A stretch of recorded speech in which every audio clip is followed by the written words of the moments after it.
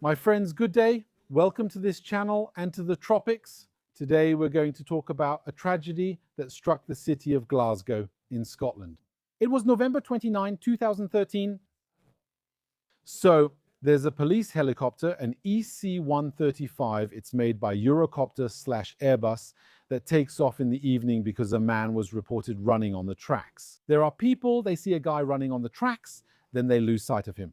So what do? We ask the police to send a helicopter. So it's going to take off. On board, there's a pilot who, by the way, is extremely experienced. He's in his 50s. He spent 20 years flying a troop transport helicopter for the Royal Air Force. He's highly competent with 6,000 flight simulator hours, very solid.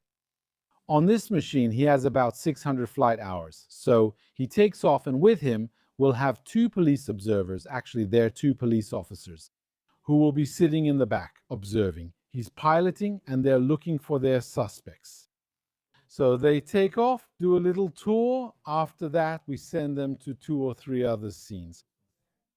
And finally, they have to come back to land. So during the landing, or rather during the approach before landing, they're about 3 or 4 kilometers from their helicopter, from the base where they took off. It's nighttime. The weather, let's say, conditions for visual flight.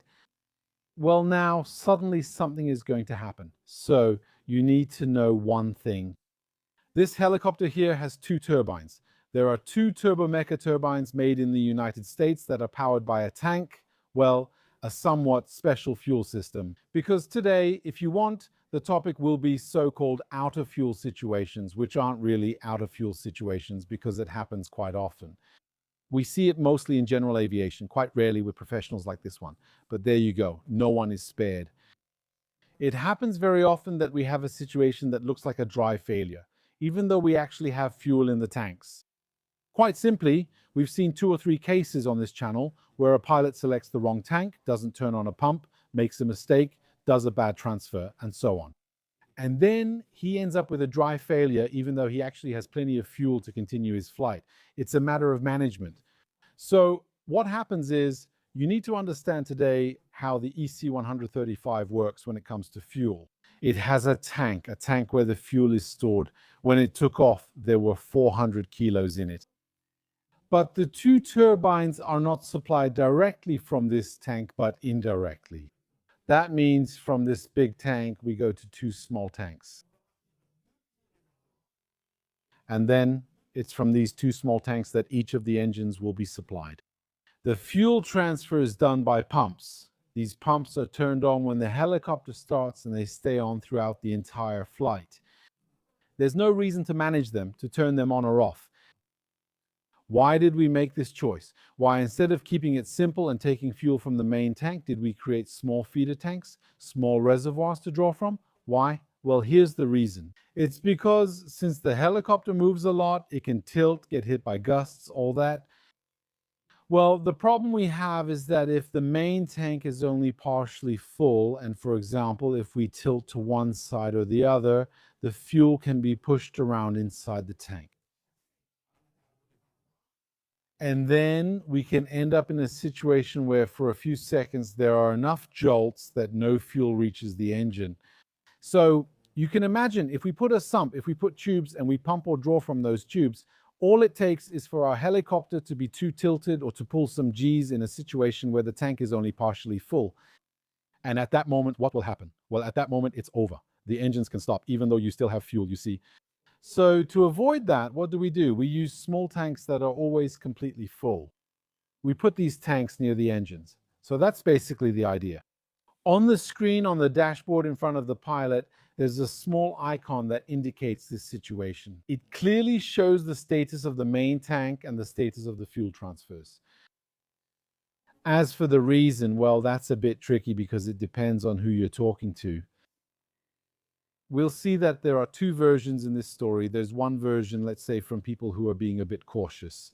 Here we're talking about the Accident Investigation Office, because the British Accident Investigation Bureau will be involved. We have the French Accident Investigation Bureau that's going to get involved, and Airbus. We also have the Germans coming. What actually happened in the accident? Let me explain. While he is on approach in the helicopter, soudainement, Suddenly, the helicopter loses its right engine.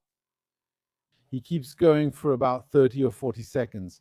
The second turbine stops. Now it's completely out of power. And what happens is it drops like a stone. So it's going to fall. And where does it go? It hits the roof of a British pub that was having an event that night. There was music and it was packed with customers. It's going to fall, break through the roof of the pub, and then cause damage inside. What happens is that in the helicopter, as I told you, there were 3 people. Well, all 3 people died. The 3 occupants of the helicopter will die. What we'll also have is that on the ground, inside the pub, there will be 7 dead and 11 injured. That means there are 10 dead in this incident. And so what will happen is that on the morning of the 30th, the AIB will arrive, which is the British Investigation Bureau. There is indeed a catastrophic situation. We're trying to understand what happened. And in reality, if you look at the British report from the Accident Investigation Bureau, they say they don't understand why, because there were 5 different alarms. That means there were several master warnings that appeared in front of the pilot, and the pilot ignored them. Why? We don't know. Maybe he got confused. Maybe he thought it was the fuel in the main tank that was low, and that anyway he was about to land soon or something like that. There was something in the pilot's mind that we'll never know since he passed away, and that made him ignore 5 alarms telling him that this helicopter was about to stop. That's the first point. If we look at the police investigation, they are much more direct. They say it's the pilot's fault. It's a different approach because the Accident Investigation Bureau doesn't determine faults. They're trying to explain why. Their question is very simple. Why did the pilot ignore the alarms? We don't know why. He's dead. He's not here to tell us. So if we look at the question in a very restrictive way, we can't answer. For the police, it's something else. For the police, he was reckless. He ignored the alarms. And then there was eventually a mechanical failure. So what we also don't understand is autorotation. Because a helicopter like this one, if it loses both its engines, it should normally be able to auto-rotate. That means it's going to go down. It's not like it's faster than a plane gliding down, but it's going to go down. The relative wind keeps the rotor turning. So the rotor keeps its energy even though there's no engine. And what will happen is that when the helicopter gets close enough to the ground, the pilot will use the energy from this rotor because the rotor is still heavy, and when it spins fast, it has a lot of energy stored in it. And we'll use the energy from the rotor to slow down the fall and land it gently. You see? So that's autorotation. There was no attempt at autorotation. So one of the explanations put forward by the AIB, and this also includes a safety recommendation, is that one of the safety recommendations in the accident report is to say, when there is a complete engine failure on these helicopters, we should still, without any action from the pilot, thanks to the battery, have the radio altimeter working. Why? Because this pilot suddenly finds himself in the dark. It's nighttime, and above all, it's total darkness. The instrument panel goes dark. They have a spotlight at the front of the helicopter. They have a spotlight they can direct. It's a spotlight that's used specifically to chase suspects or search through bushes and things like that. And well, that spotlight goes out. The helicopter starts to fall. So we're in a situation where a radio altimeter could have helped, because the problem with what do you call it, auto-rotation, is managing it exactly right, because you only get one shot. It's a one-shot deal. What does that mean? It means auto-rotation has to be done exactly right. You have to start braking the helicopter at the very last second. Literally, once you're sure you have the right altitude. Because if you do it too high, what happens? Well, if you do it too high, the helicopter will slow down, the variometer will drop to 0, and from there, if you still have 50 meters below you, what will happen? The helicopter will drop like a stone. It'll hit the ground hard. You see, the opposite is also true. That means if the pilot thinks he still has some altitude and that he needs to wait before starting the last phase of autorotation, well, he might hit the ground without ever having started. And that's probably what happened in this case.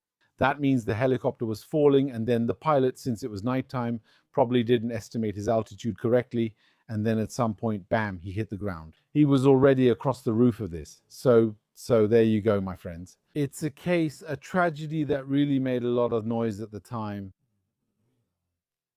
There were quite a few lawsuits against each other, you know, as is usual. And then, well, that's it.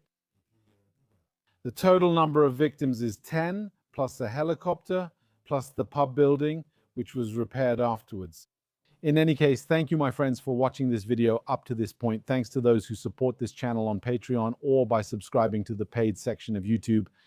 They are the ones who allow you to have these videos for free, and they also get access to exclusive videos that won't be made public. Thanks again, and see you in the next one.